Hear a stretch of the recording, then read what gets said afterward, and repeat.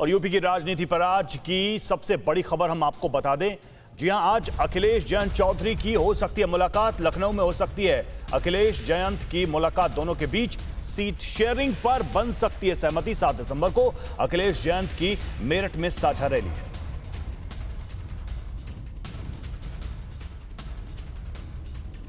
अब ये गठबंधन दरअसल इसलिए हो रहा है क्योंकि अखिलेश यादव को जयंत चौधरी के साथ गठबंधन का सीधा फायदा जो है वो वेस्टर्न यूपी में मिलेगा।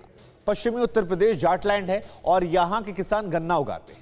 लेकिन अखिलेश ने एक बार फिर जिन्ना का जिक्र किया, जिससे योगी ने हाथों हाथ लिया। योगी अपनी हर रैली में गन्ना बनाम जिन्ना की लकीर खींच रहे हैं। ये देश गन्ने की मिठास को एक नई उड़ान देगा या जिन्ना के अनुयायियों से फिर दंगा करवाने की शरारत करवाएगा। जिन्ना के अनुयायी हैं, ये गन्ने की मिठास को क्या समझ पाएंगे।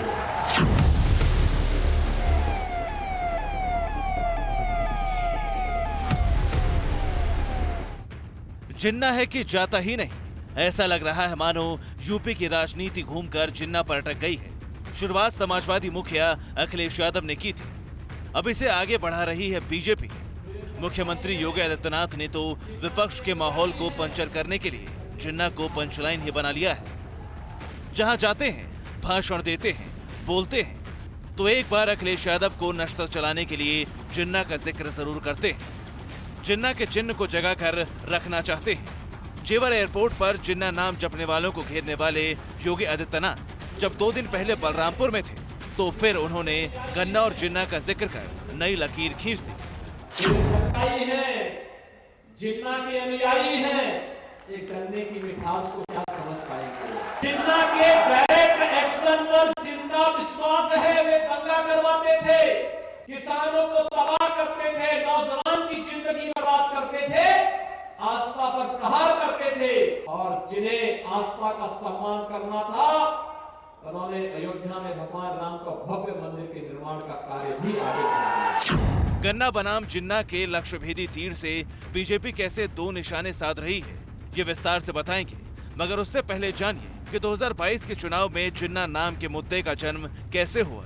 इसका श्रेय जाता है अखिलेश यादव को। समाजवादी मार्का साइकिल पर चढ़कर 5 कालिदास मार्ग तक पहुंचने के लिए बेकरार अखिलेश यादव ने 31 अक्टूबर को राष्ट्रवादी पटेल की तुलना जिन्ना से कर दी।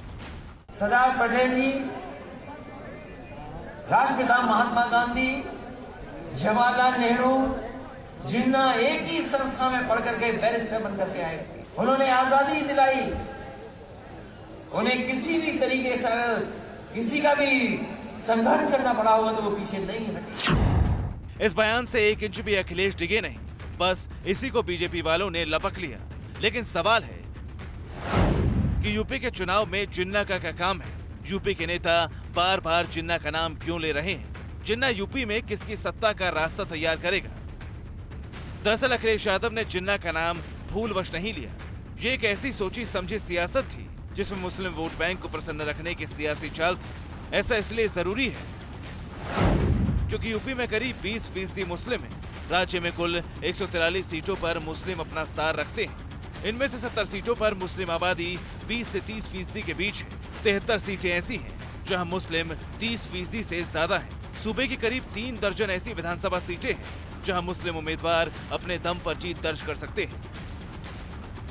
जाहिर है कि अखिलेश यादव या उनके समर्थक अगर जिन्ना के चिन्ह को जगा रहे हैं तो वो सीधे जिन्ना के जरिए मुस्लिम वोट बैंक को साधने की कोशिश कर रहे हैं। दूसरी तरफ इसी 20% के मुकाबले खड़े 80% वोटर को जिन्ना के बहाने बीजेपी साध रही है। यही वजह है कि मुख्यमंत्री योगी जब एथेनॉल प्लांट का उद्घाटन कर रहे थे, तब भी उन्होंने गन्ने के साथ साथ जिन्ना का जिक्र किया। आपको बता दें कि जिन्ना को जगाकर रखने वाले योगी आदित्यनाथ गन्ना किसानों पर खासे मेहरबान हैं। गन्ना किसानों के भुगतान के लिए सरकार ने चीनी मिलों को 533 करोड़ रुपए दिए हैं। इतना ही नहीं, चीनी मिल के मालिकों को सख्त निर्देश दिया गया है कि गन्ने के बदले किसान को तुरंत भुगतान हो। बलरामपुर में चीनी मिल परिसर में एथेनॉल प्लांट का शिलान्यास किया है। 450 करोड़ रुपए की लागत से बनने वाला एथेनॉल प्लांट 65.61 एकड़ में फैला हुआ है। एशिया के सबसे बड़े एथेनॉल प्लांट से 15 मेगावाट बिजली भी बनाई जाएगी। इस सबके साथ बीजापुर चीनी की क्षमता 3200 टीसीडी से बढ़ाकर 400 टीसीडी की गई है। यानी इसमें 40,000 क्विंटल गन्ना पेराई का विस्तार होगा। जाहिर है कि इसका सीधा फायदा गन्ना किसानों को होगा। बलरामपुर में गन्ना किसानों को प्रणाम करते करते योगी आदित्यनाथ ने चुनावी मुद्दों की लकीर खींच दी है। योगी आदित्यनाथ योगी बनाम जिन्ना क्यों कह रहे हैं, इसे चुनाव और आंकड़ों में समझिए जरा। भारत में कुल 520 चीनी मिलों में से 119 उत्तर प्रदेश में है। यूपी का चीनी उद्योग करीब 6.54 लाख लोगों को प्रत्यक्ष और परोक्ष रूप से रोजगार देता है। पश्चिमी यूपी के मुजफ्फरनगर, सहारनपुर, बागपत, बिजनौर सहित ज्यादातर जिलों में गन्ना प्रमुख फसलों में से एक है।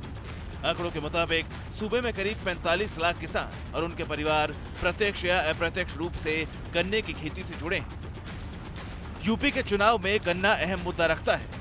कृषि कानून पर नाराजगी झेल रही सरकार ने सितंबर के महीने में गन्ना किसानों को तोहफा दिया था। योगी सरकार ने समर्थन मूल्य 25 रुपए प्रति क्विंटल बढ़ा दिया था, जिसके बाद गन्ने का समर्थन मूल्य 325 से बढ़ाकर 350 तक पहुंच गया है। हालांकि वरुण गांधी ने इसे 400 रुपए प्रति क्विंटल करने की मांग की थी।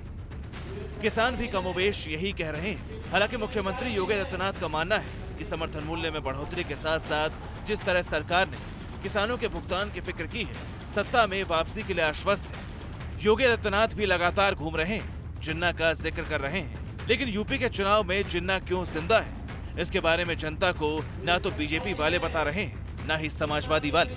Bureau report, TV Bharatvarsh. अड़ी सोमवार से शुक्रवार शाम 6 बजे सिर्फ TV9 भारतवर्ष पर।